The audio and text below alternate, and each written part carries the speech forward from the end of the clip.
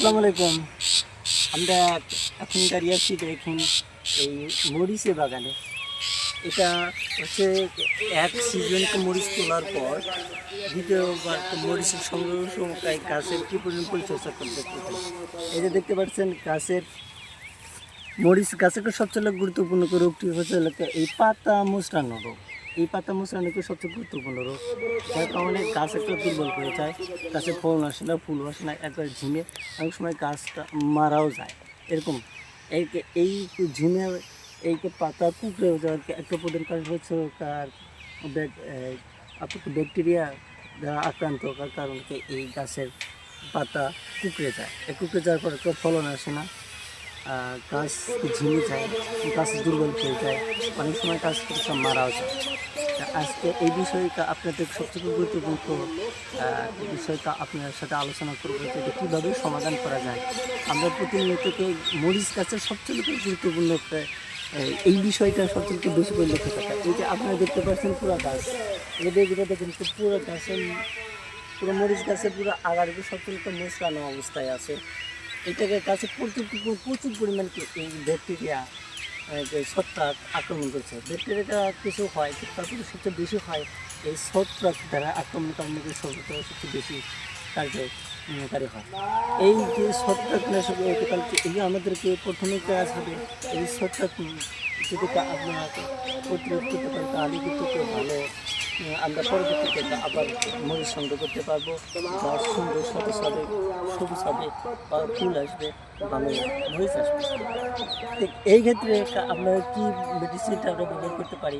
কিন্তু বর্তমানে সবচেয়ে বাজারকে যেই সময় মেডিসিনটা সবচেয়ে বেশি ব্যবহার করা হয় সেটা হচ্ছে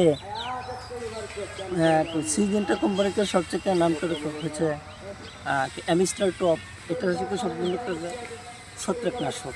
এইটি ছত্রাকনাশকে অ্যামিস্টারকে সবচেয়ে গুরুত্বপূর্ণ আর কি। এই অ্যামিস্টার টপ আপনারা পরিমিত হারে সকালে এবং বিকালকে সপ্তাহ যদি প্রয়োগ করতে পারেন তাহলে এই পাতা মোচড়ানো রোগ অনেকটাই আপনারা প্রতিরোধ করতে পারবেন।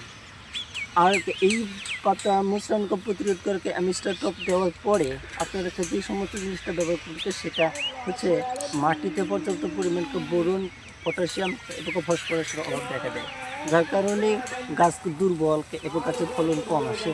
সেই ক্ষেত্রে আপনারা এই মাটিতে আলগা করবেন, আশেপাশে কিছুটা আলগা করে তারপর মাটিতে বিঘা প্রতি হারে এবং 2 কেজি বোরন এবং শতাংশে 2 কেজি বোরন এবং ফসফরাস এগুলো মিশিয়ে ভালোভাবে প্রয়োগ করবেন। এবং বিঘাপতি আপনার যে শতাংশে 2 কেজি হারে বিঘাপতি যত আসে আপনাদেরকে সেটা প্রয়োগ করতে পারবেন। এছাড়াও সবচেয়ে লোকের এই বর্ষার সিজনে সবচেয়ে গুরুত্বপূর্ণ বিষয় হচ্ছে মরিচ গাছের নিচে যে শিকড়, এটা কিন্তু মাটির খুব কম অংশ শিকড় ভিতরে পর্যন্ত থাকে, এবং সেই জন্য কিন্তু মরিচ গাছ কিন্তু দুর্বল, যার কারণে বৃষ্টি পড়ার সাথে সাথে কিন্তু এই গাছ হেলে যাওয়ার সম্ভাবনা থাকে, গাছের গোড়া মাটি সরে কিন্তু হেলে যাওয়ার সম্ভাবনা থাকে।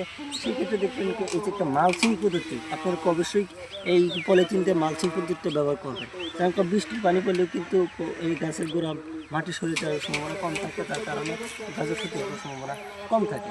এছাড়াও কিন্তু এই বৃষ্টির সিজনে মরিচ গাছে কিন্তু বেশি পরিমাণকে সাথে সাথে অবস্থা অথবা পানির পরিমাণ তারা কিন্তু সহ্য করতে পারে না। সেক্ষেত্রে আপনাদের নালা তৈরি করে দেবেন, যাতে সহজে পানি নিষ্কাশন করার ব্যবস্থা থাকে। ইনশাআল্লাহ আশা করি আপনারা এই গাছ একবার মরিচ সংগ্রহ করার পর বিভিন্ন এইরকম পাতা মোচড়ানো রোগটা বেশি দেখা যায়।